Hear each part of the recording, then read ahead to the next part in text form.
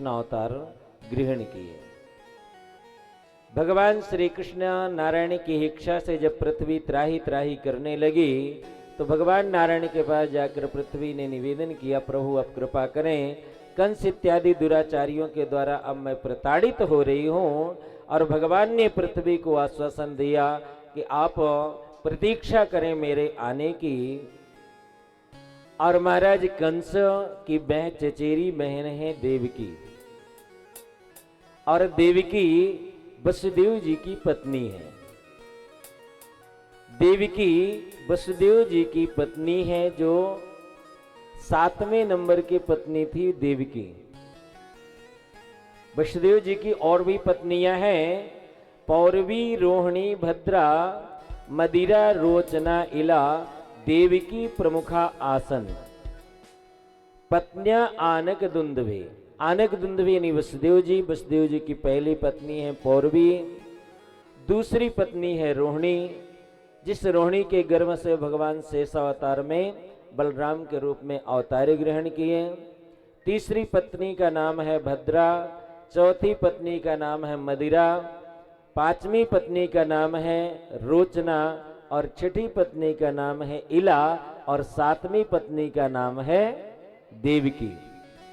और देवकी मैया के गर्भ से ही भगवान ने अवतार लिया। देवकी और वसुदेव का विवाह संपन्न हुआ है। विवाहोपरांत कंस देवकी से अत्यंत प्रेम रखता था, अतः कंस स्वतः ही देवकी को विदा करने के लिए अपने रथ में बिठाकर चला है वसुदेव जी के घर की ओर। उसी मार्ग में आकाशवाणी हुई है कि अरे दुष्ट कंस, जो इतने भाव से तू देवकी को लेकर जा रहा है, वही देवकी का 8वां पुत्र तेरा काल होगा, तुझे मारने वाला होगा। आकाशवाणी ने जब यह कहा, उसी क्षण कंस रथ को रोककर अपना खड्ग तलवार निकालकर और देवकी का शिरच्छेदन करना चाहा है। देवकी को मारना चाहा है कि न देवकी रहेगी, न इसका पुत्र होगा, और न मेरा काल आएगा। इसलिए देवकी को ही मैं यही समाप्त कर देता हूं। वसुदेव जी ने निवेदन किया है, राजन आपकी इतनी बड़ी कीर्ति चहुं ओर फैली हुई है, आप इतने बड़े प्रतापी राजा हैं, एक स्त्री का वध करना आपके लिए उचित नहीं है। इसलिए आपको देवकी से तो कोई भय है नहीं, देवकी के पुत्रों से भय है। तो मैं वचन देता हूं कि देवकी का जो भी पुत्र होगा मैं लाकर आपको दे दूंगा, और आप जो चाहे करना उसके साथ। और कंस ने देवकी और वसुदेव को लेकर कारागृह में बंद किया है। देवकी वसुदेव कारागृह में निवास करने लगे। किसके कारागृह में? कंस के कारागृह में। और वे कारागृह कहाँ था? मथुरा में। और मथुरा में ही भगवान ने अवतार लिया। और मथुरा का दर्शन आप लोगों ने किया ही होगा, जन्मभूमि का है। परंतु यह जन्मभूमि भगवान की थोड़ा सा आगे खिसकती है, जहां कुछ और बना है।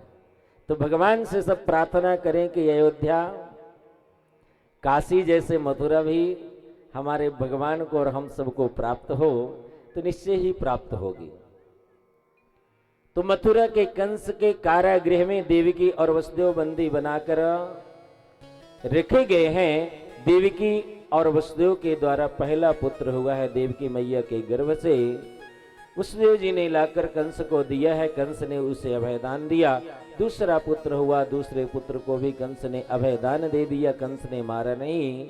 देवताओं को चिंता हुई कि यदि कंस का पाप बढ़ेगा नहीं तो भगवान अवतार लेंगे नहीं, क्योंकि भगवान ने कहा ना गीता में कि यदा यदा ही धर्मस्य ग्लानिर्भवति भारत, जब जब धर्म की हानि होती है तब तब मैं विविध शरीरा यानी विविध रूप धारण करके मैं प्रकट होता हूं, अवतार लेता हूं।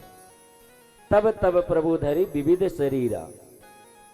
तो यदि इसके द्वारा पाप होगा नहीं तो भगवान आएंगे नहीं। तो देवताओं ने देव ऋषि नारद को भेजा है कि नारद जाकर आप कंस से पाप कराने की प्रेरणा कंस को दें।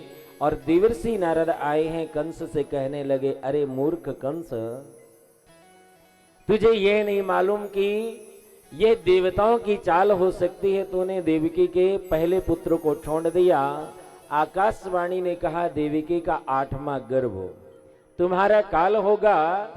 यह देवताओं की चाल हो सकती है, देवता किसी पहले को भी 8वां बता सकते हैं। और उसी समय देवर्षि नारद ने एक कमल पुष्प लिया है और कमल पुष्प की जो पंखुड़ियां थी उन पंखुड़ियों को कंस से कहा कि तुम गिनना प्रारंभ करो कि कितनी पंखुड़ी है। तुम इस पंखुड़ी से गिनोगे तो यह 8वीं कहलाएगी, इससे गिनोगे तो यह 8वीं कहलाएगी, जिससे प्रारंभ करोगे उसके अंतिम वाले 8वीं कहलाएगी। इसलिए तुम 8वां किसे मानते हो, इसलिए तुम छोड़ो नहीं। और महाराज देवर्षि नारद के उपदेश देने पर कंस ने देवकी के पहले पुत्र को सदगति दी है, दूसरे पुत्र को भी, तीसरे को भी, चौथे को भी, 5वें को भी, 6ठे गर्भ को भी कंस ने नष्ट किया है। देवकी के 6 पुत्र मारे गए। उन 6 पुत्रों का नाम है कीर्तिमंतम सुषेणम च भद्रसेनमुदारिधीः ऋजुम सम्मर्दनम भद्रम संकर्षण महेश्वरम। ये 6 पुत्र मारे गए हैं। देवकी के 7वें पुत्र में भगवान शेषनाग स्वयं ही अवतरित होना चाहे हैं। भगवान नारायण ने योग माया को आदेश दिया है कि देवकी का 7वां गर्भ लेके रोहिणी मैया के गर्भ में स्थापित करो। और योग माया के प्रभाव से देवकी का 7वां गर्भ, गर्भस्थ शिशु जो नंद महल में रोहिणी मैया निवास करती थी, वसुदेव जी की पत्नी, उनके गर्भ में योग माया ने लेकर स्थापित किया है।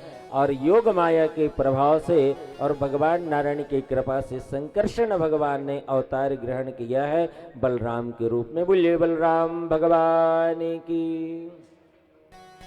8वें गर्भ में भगवान नारायण स्वतः आए। जैसे ही 8वें गर्भ में भगवान नारायण ने आना चाहा, वैसे ही देवती के शरीर का प्रकाश और फैलने लगा, तेज फैलने लगा शरीर से। मुखमंडल में सुंदर आकृति देवकी मैया की, और मुखमंडल की आकृति देखकर कंस के जो पहरेदार थे वह कंस से कहने लगे, महाराज लग रहा है देवकी के शरीर का तेज देखते हुए कि 8वां गर्भ भी हो गया, और अवश्य ही अब आपका शत्रु प्रकट होने वाला है।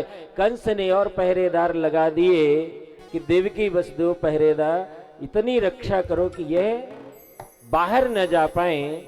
और भगवान की कृपा से जैसा ही 9वां महीना आया, भगवान नारायण की देवताओं ने आकर सुंदर गर्भस्तुति की है।